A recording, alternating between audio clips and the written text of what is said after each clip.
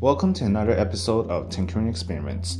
In this episode, we'll be testing primer and acrylic paint as a bed adhesive.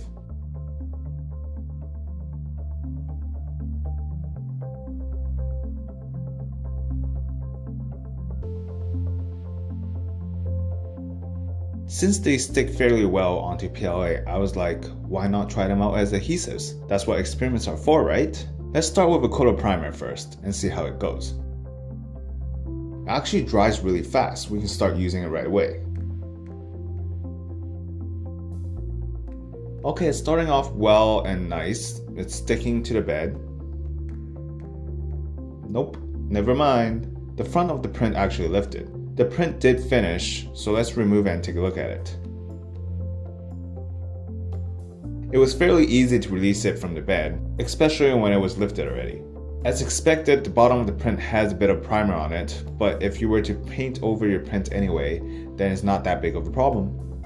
But since it's lifted, I think it's safe to assume that the primer doesn't really work well.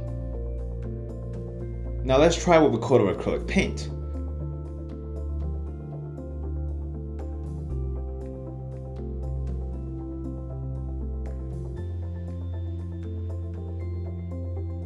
So far it is sticking really nice to your bed.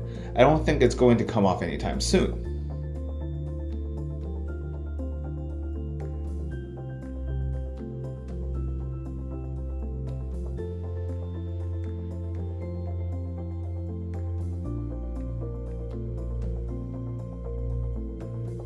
How about releasing it from the print surface?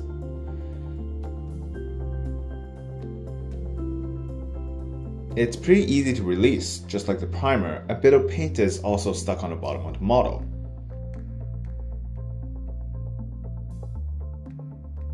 So I actually printed 3 more times on the same piece of glass, and they all stick really well to it. It doesn't seem like it will pop off anytime. That being said, I wouldn't resort to this method if I had other alternatives, but it's nice to know that this works as well.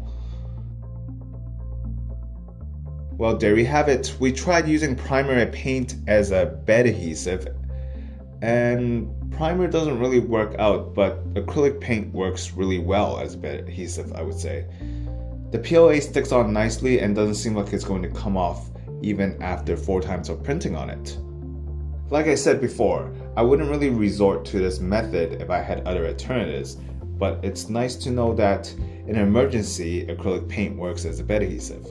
Before I end, I just want to remind everyone about Tinkerine U. The platform has a lot of teaching resources like 3D printing courses, STEAM challenges, and CAD tutorials, so be sure to check it out.